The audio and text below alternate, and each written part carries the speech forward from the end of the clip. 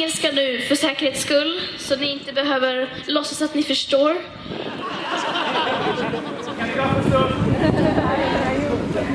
So, thank you all for being here today. It's lovely to see.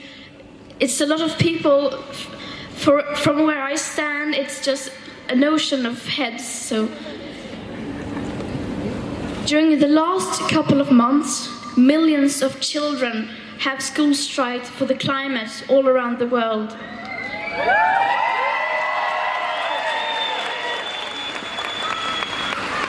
And yesterday, we had one of our biggest strikes yet.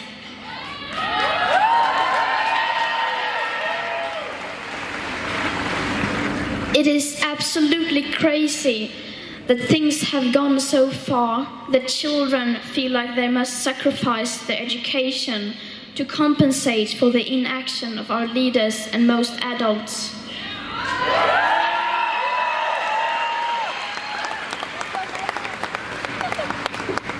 In about 2 weeks, you have elections in Denmark. And tomorrow, across Europe, there are elections to the European Parliament. We are about 508 million people living in the EU. And we use about 20% of the world's resources. That is about 1/5 of the world's resources. What we do in the EU has enormous impact for future living conditions on this planet. We are facing an existential threat.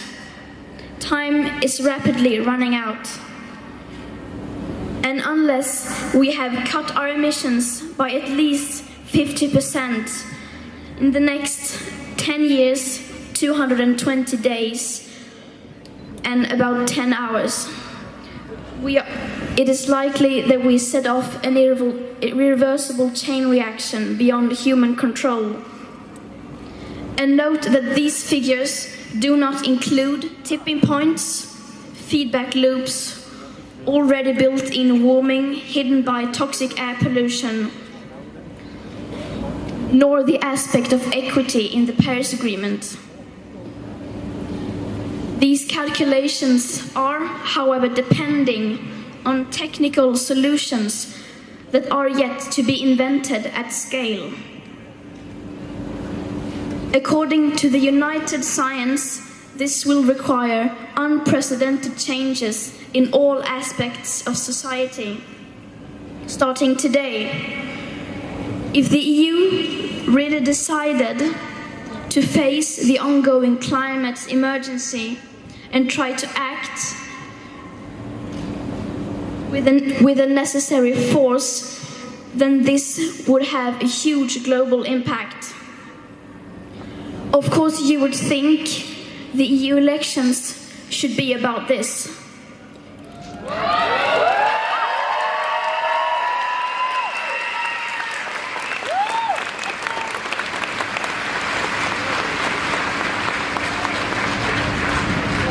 But it is not. Of course, you would think we would try to stop our emissions. But we are not. In fact, the global emissions are still rising. Despite all the beautiful words and promises of our leaders and politicians. Beautiful words like carbon neutral Copenhagen 2025. It sounds really good, but if being carbon neutral does not include transportations, shopping, food, aviation, and shipping, then it doesn't really mean that much.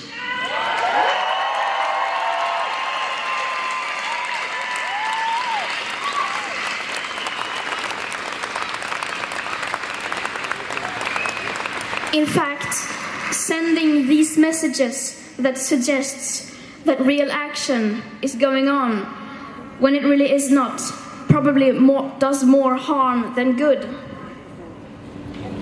Lowering our emissions is far from enough.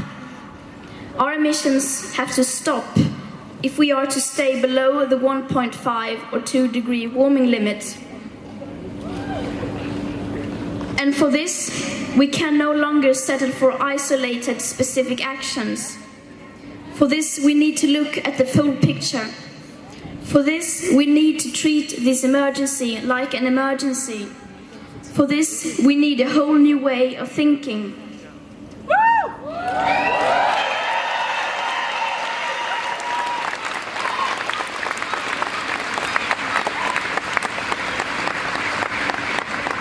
If everyone lived like we do in Sweden, Denmark, and the European Union, then it would already be too late to stay below the 1.5 or 2 degree limit. If everyone lived like we do, then we would already be much closer to irreversible hothouse Earth. So instead of blaming others and telling them what they should be doing, we should instead be leading the way, just like we signed up for in the Paris Agreement.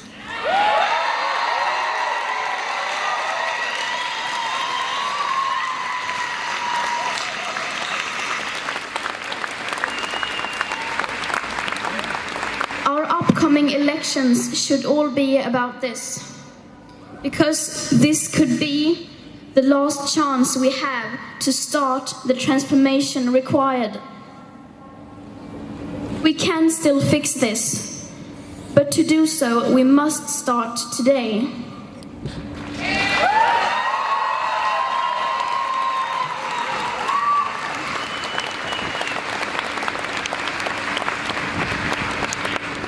Those who are going to be affected the most by the climate and ecological crisis, young people like me cannot vote. So if not for yourself, then vote for us.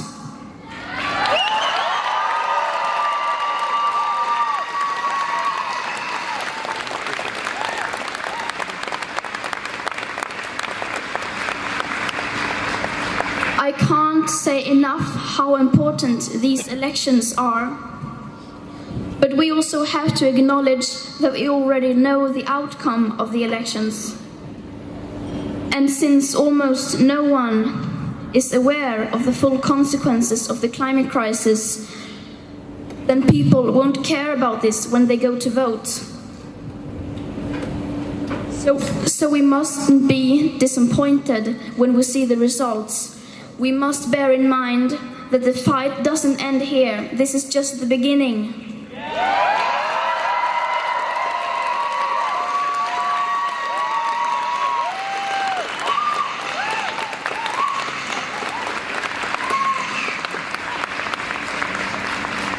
Everyone and everything needs to change. So why waste precious time arguing about who and what should change first? Everyone and everything needs to change. But the bigger your platform, the bigger your responsibility. The bigger your carbon footprint, the bigger your moral duty.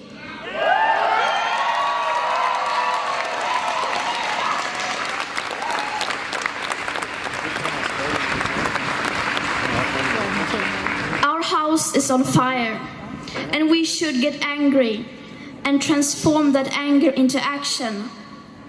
And then act as if your life depended on it, because it does.